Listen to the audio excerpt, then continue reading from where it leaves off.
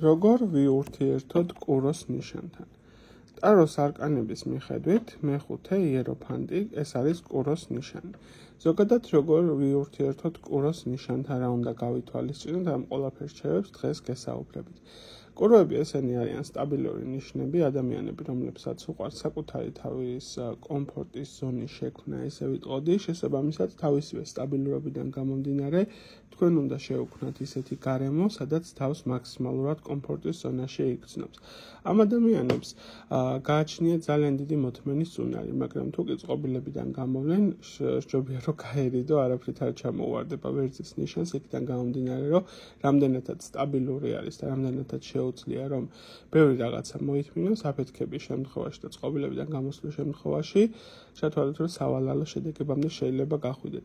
ზოგადად კუროს ნიშანი ძალიან ძნელად ახერხებს ადამიანებთან ნდობის მოპოვებას, ხო, ანუ პირობითად თქვენ თუ გინდათ რომ მისი ნდობა მოიპოვოთ, ძალიან ბევრი შრომა დაგჭირდება. ზოგადად კურო ვენერას ზეგავლენიდან გამომდინარე, აფასებს ესთეტიკას, აფასებს ასე ვთქვათ, სილამაზეს, აფასებს ზოგადად კარგი საჭმელების კუთხით, ხო, აი გემოვნების კუთხით სიტუაციებს, მას უყვარს ესეთი რაღაცა თავისი კომფორტული გარემოების შექმნა. კარგი იქნება თუ მასთან გექნებათ ხშირი კომუნიკაცია ისეთ საკითხებზე, რაც მას აინტერესებს.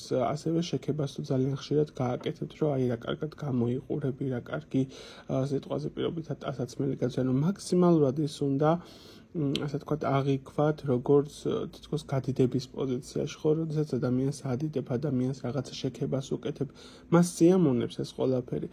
ძალიან ძნელად კი პოულობს ადამიანებთან გარკვეული სახის ენასაც და ამავდროულად ნდობის ფაქტორსაც, მაგრამ ჩათვალეთ, რომ თუ ეს ადამიანი თქვენდამი ნდობას გამოხატავს, მაქსიმალურად მერე შემდეგ სიტუაციებში ბოლომდე იქნება მისი მხრიდან ნდობა.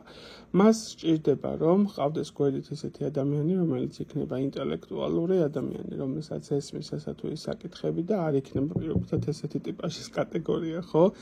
და რა თქმა უნდა მომთხოვნი არის მათ მიმართ იმ თვალსაზრისით, რომ ის ვერ იტანს ტყუილს.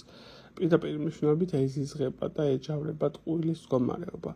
შესაბამისად, თუ კი ერთხელ მაინც ამ ნიშანმა თქვენ შეგამჩნიათ, რომ რაღაცაში მოიტყუეთ, ძალიან ძნელი იქნება მისი ნდობის მოპოვება.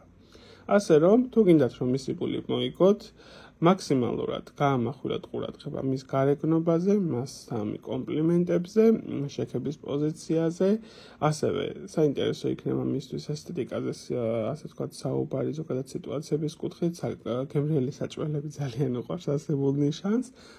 და მეტი ყურადღება გაუმახვილოთ ამ ყველაფერზე. ურთიერთობისგან ითხოვს მაქსიმალურად ჩართულობას, როგორც საკუთარი თავის მხრიდან, ასევე თქვენი მხრიდანაც. ასე რომ, თუ კი შეაქებთ ამ ნიშანს და მაქსიმალურად იქნებით, ასე ვთქვათ, აქტიურ პოზიციაში და როგორც ხოლმე განადიდებთ ამ ნიშანს, ჩათვალეთ, რომ მაქსიმალურად თქვენი იქნება არსებული ნიშანი.